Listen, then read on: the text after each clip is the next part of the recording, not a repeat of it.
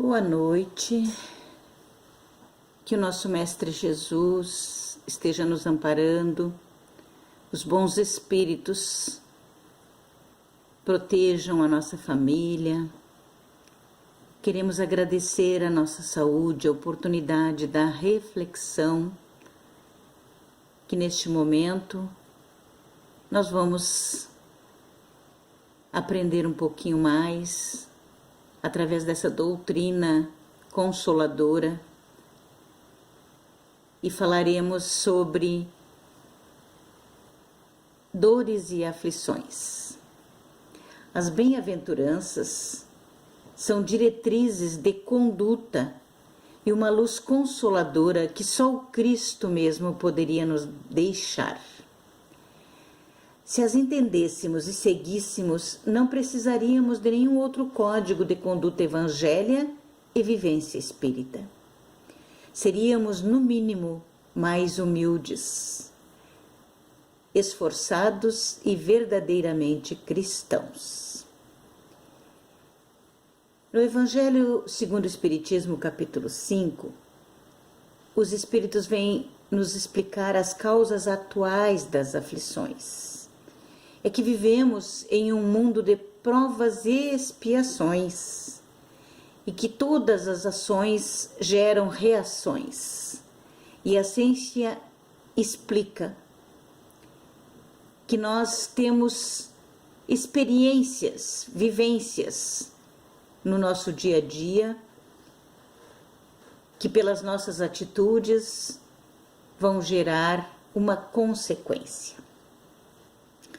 E Emmanuel nos diz que na vida não existe nem prêmios nem castigos, só consequências. E as provas anteriores de aflições, no Evangelho capítulo 6, também os Espíritos nos explicam. E eles nos comprovam que a justiça divina nos concede a reencarnação para que nós possamos resgatar os nossos débitos do passado. Deus é soberanamente justo e bom. E que a lei é de causa e efeito, portanto, é imutável por ser uma lei divina. Não há efeito sem causa, nos explicam os espíritos superiores. Eis a justiça das aflições. O ser humano sofre o que faz os outros sofrerem, e também a si mesmos e também a natureza. Nós temos vários ditados populares.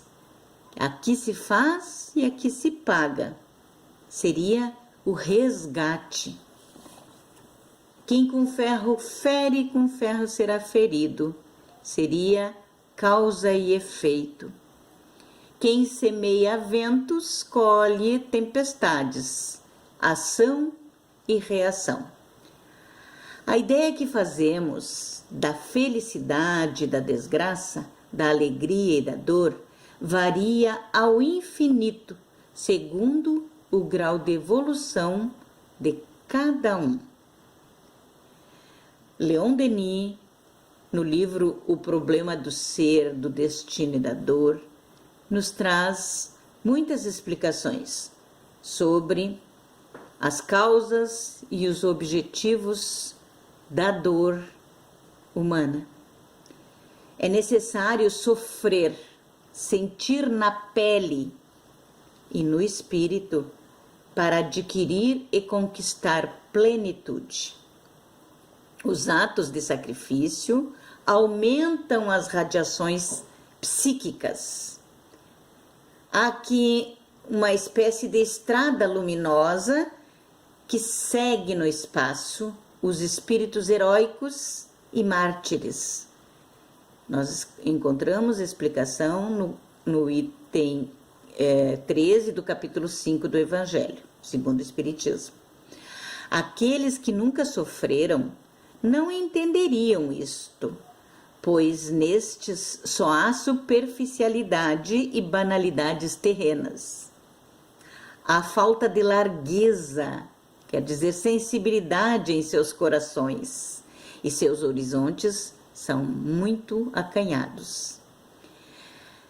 Miguel Ângelo, o escultor, adotou o seguinte preceito: concentra-te e faze como o escultor faz com a sua obra, que quer formosear. Tira o supérfluo, aclara o obscuro, difunde a luz por tudo, e não largues o cinzel. Esta máxima contém o princípio de todo aperfeiçoamento íntimo. Nossa alma é a nossa obra. André Luiz, espírito, disse através do Chico que somos os artífices ou escultores da nossa imortalidade.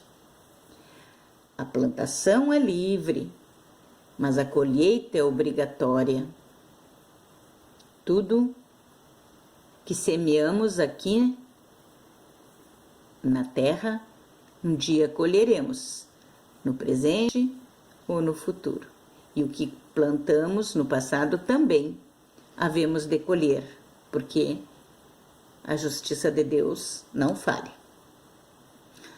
A dor e a aflição não atingem somente os contraventores. O homem honrado como o mal sofrem.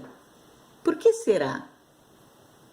Em primeiro lugar, a alma virtuosa é mais sensível.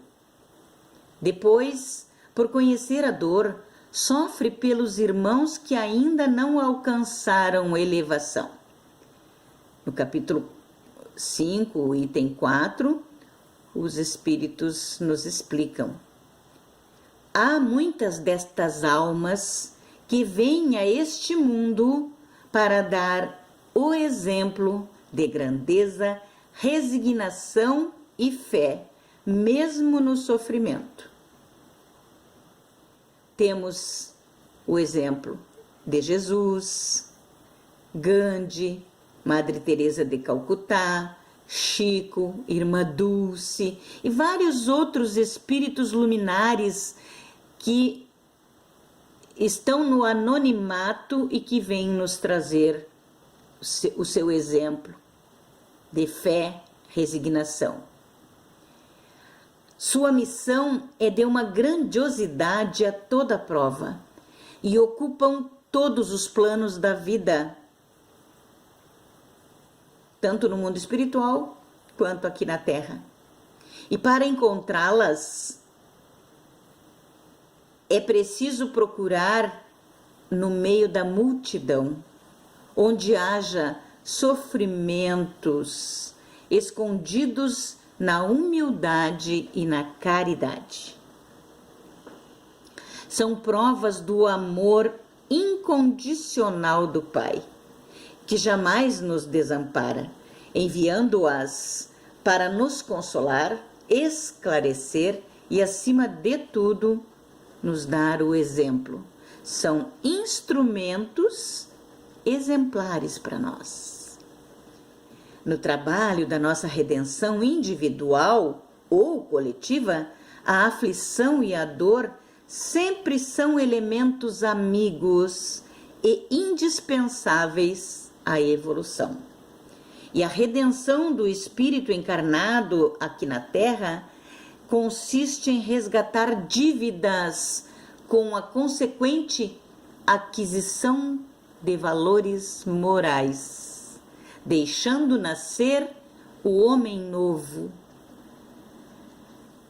As lágrimas caracterizam-se através de origens específicas.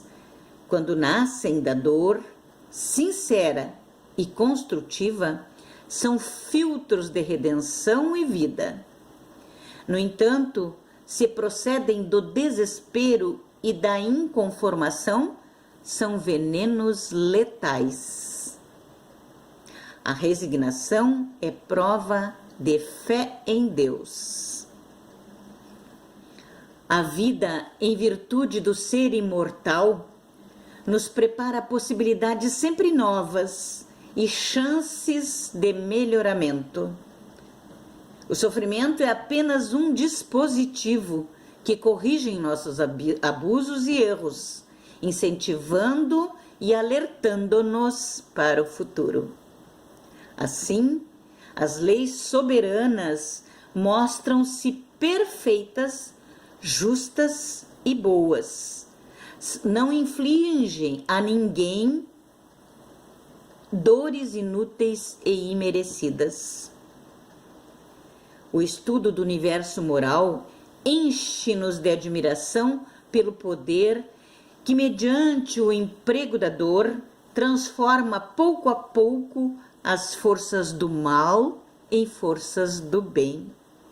Faz sair do vício a virtude e do egoísmo o amor.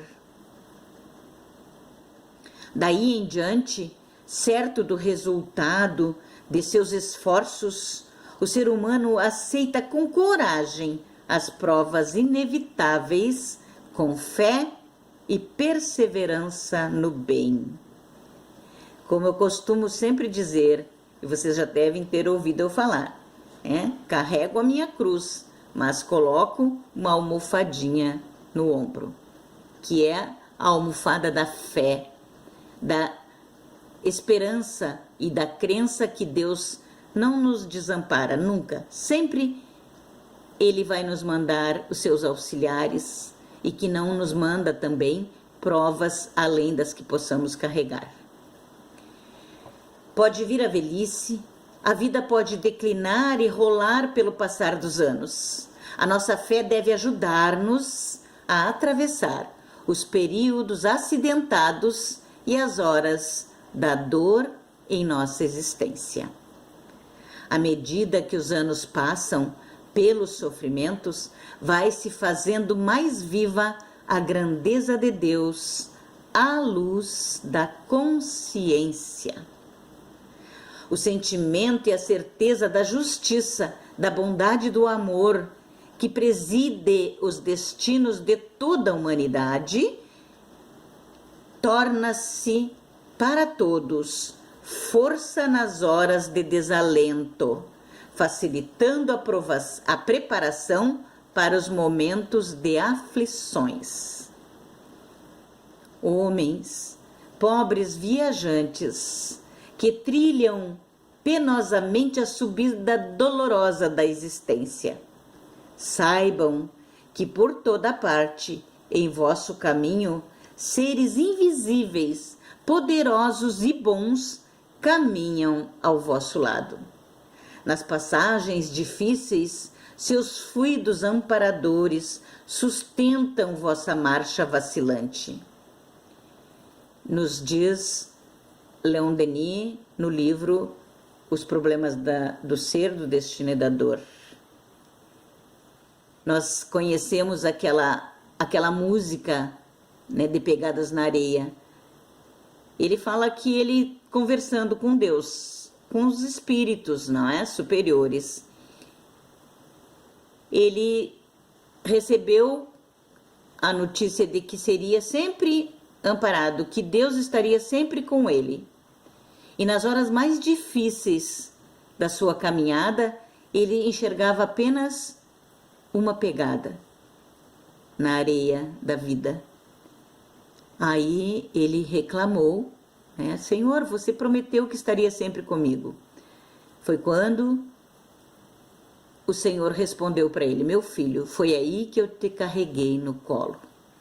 Sabemos que nos momentos de maiores aflições da nossa vida, pode ser até que não seja Jesus que nos carregará no colo, mas Ele enviará aqueles espíritos encarregados de nos intuírem, de nos conduzirem e nos ampararem. Com certeza. Esta certeza é a nossa fé que nos traz. Vamos então abrir os nossos pensamentos para os nossos anjos da guarda, esses que são encarregados por Deus, por Jesus, a nos ampararem. E logo sentiremos a alegria da sua presença em uma atmosfera de paz e bênçãos a nos envolver, dando-nos suaves consolações. Porque serão consolados, nos promete Jesus. Estas verdades não dispensam as emoções, dores e lágrimas que pela lei maior teremos que passar, mas nos dão força e alento para seguirmos em frente sem murmurar. Se continuamos a sofrer e a chorar, é sem amargura e sem blasfêmias, com resignação. Lembremos que nada na natureza sucede debalde e sem uma causa. Quase todas as nossas dores e aflições vêm de nós mesmos, dos nossos deslizes presentes e passados. Nos explicam os espíritos superiores no Evangelho, item 4, do capítulo 5. O sofrimento é um indicador, um sinal vermelho para alertar-nos o sentido grave e sério da vida. É a lei de causa e efeito entrando em ação. Elevemos o nosso pensamento, os nossos corações. Abramos nossas almas ao grande propósito de Deus. Levantemos nossas vidas para o futuro sem limites e lembremos que este futuro nos pertence e conquistá-lo é tarefa que nos compete. Tenhamos fé, amor e caridade, que Deus fará o resto. Que assim seja.